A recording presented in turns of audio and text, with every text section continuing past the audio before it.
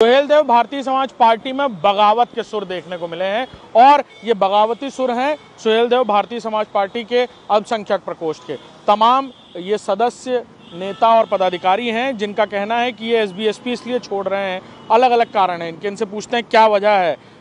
ओम प्रकाश राजभर जी ने आपको party join कराई, एक अलग प्रकोष्ठ तैयार किया अल्पसंख्यक समाज के लिए, वो खुद भी अल्पसंख्यक कल्याण मंत्री हैं। क्या वजह है इस बगावत के पीछे? देखिए, अल्पसंख्यक कल्याण मंत्री होना ही आवश्यक नहीं है, अल्पसंख्यक के कल्याण की बात करना भी आवश्यक है ना। अल्पसंख्यक की नीतियों की भी बात करना आवश्यक है ना। कुछ भी हुआ मुसलमान, कुछ भी हुआ कहीं पे भी हुआ मुसलमान, वक्फ मामले मुसलमान, मदरसे में कुछ हुआ मुसलमान। अगर मुसलमान ही सब चीज़ का टारगेट है तो आप मंत्री काहे के लिए बने भाई साहब?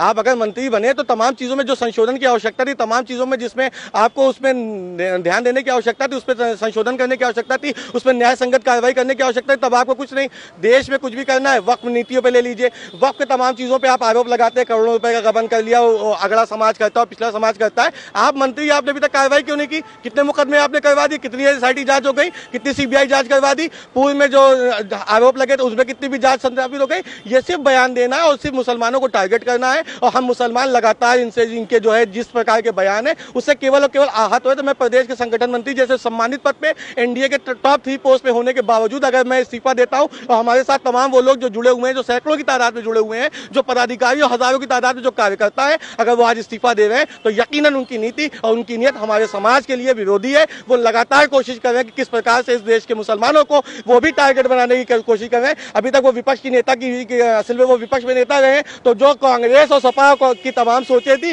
वो उसी सोच के हिसाब से मुसलमान को अब टारगेट करना चाह रहे हैं कि इस देश के मुसलमानों को टारगेट करके अपने आप को बहुत बड़ी सनातनी नेता समझना चाहते हैं। लेकिन वास्तविक पृष्ठभूमि इस देश को भी उनकी मालूम है, एनडीए के घटक दल को भी मालूम है और स्वयं मोदी जी और योगी जी को भी मालूम है कि यही वो व्यक्ति है जो कभी कभी क्या क्या शब्द बोल दिया करते थे, यही वो व्यक्ति जो मंचों पर भारतीय जनता पार्टी के नेताओं को क्या बोल दिया करते थे, यही वो व्यक्ति जो योगी जी को मठ भेजने वाले थे और मोदी जी को जो है गुजरात भेजने वाले थे। आप लोगों ने कभी खुद ओम प्रकाश राजभर जी से बात की कि आप ऐसा क्यों बोल रहे हैं, या इस तरह की कोई बातचीत हुई? उन्होंने क्या कहा आपसे? देखिए, लगातार हम लोग पत्रावली दे रहे थे, तमाम ऐसी चीजें हो रही थी, लेकिन जब उनके पास अल्पसंख्यक को सुनने का समय नहीं, वो केवल मंत्री जी हैं।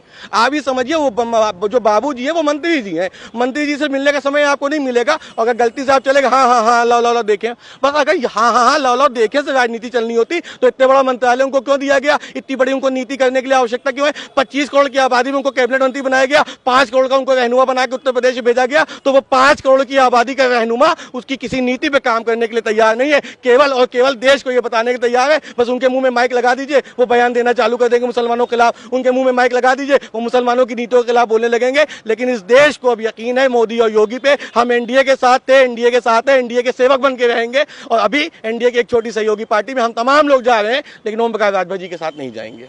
तो पार्टी छोड़ रहे हैं आप लोग?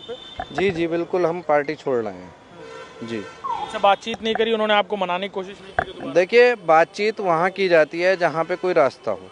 रास्ता का उन्होंने बिल्कुल बंद कर दिया दरवाज़ा अपने यहाँ आने का, क्योंकि हमने उनसे बात की थी, उनसे कहा था कि जिस तरीके के बयान आ रहे हैं, हमने अपने प्रदेश अध्यक्ष के सामने, खुर्शीद आलम जी अल्पसंख्यक प्रकोष्ठ के प्रदेश अध्यक्ष हैं, उनसे हमने बात की थी कि आप बाबूजी से बात कीजिए। ओम प्रकाश राजभर जी को हम बाबूजी कहते हैं कि आप उनसे बात कीजिए, क्यों वो इस तरीके के बयान दे रहे हैं। तो उसके बाद हमारे पास ये आया कि जो एनडीए की नीति है या जो बीजेपी की नीति है, सरकार की नीति है, हम उस पर काम कर रहे हैं। तो मैंने कहा कि आप इमामबाड़ा छीनने के बयान दे रहे हैं, अभी तो वक्फ बिल पास भी नहीं हुआ, तो उनका कोई क्लियर स्टैंड नहीं आया। इसके बाद उन्होंने लगातार सालार गाजी को लेके बयान दिए, सुहेल देव को उनके सामने रखा। तो इन सब बयानों से आहत होकर हम सब ने तय किया कि अब हम इस पार्टी को छोड़ देंगे।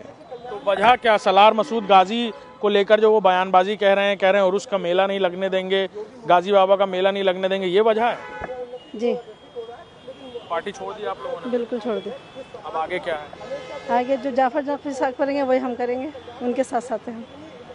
बिल्कुल। देखिए, ये हमारे साथ सभी जो लोग हैं, ये सुहेल देव भारतीय समाज पार्टी के अल्पसंख्यक प्रकोष्ठ के अलग अलग पदाधिकारी थे और इनका कहना है कि एसबीएसपी प्रमुख और ख़ास तौर पर उत्तर प्रदेश सरकार में मंत्री ओम प्रकाश राजभर से कई बार इन्होंने बातचीत करने की कोशिश की, लेकिन वो बातचीत किसी तरह के किसी नतीजे पर नहीं पहुंची। लिहाजा ये सभी लोग सुहेल देव भारतीय समाज पार्टी का अल्पसंख्यक प्रकोष्ठ छोड़कर एक और पार्टी जो एनडीए का ही घटक दल है वहां जाकर ज्वाइन कर रहे हैं और तमाम तरीके की बातें यहाँ कहते हुए नजर आ रहे हैं।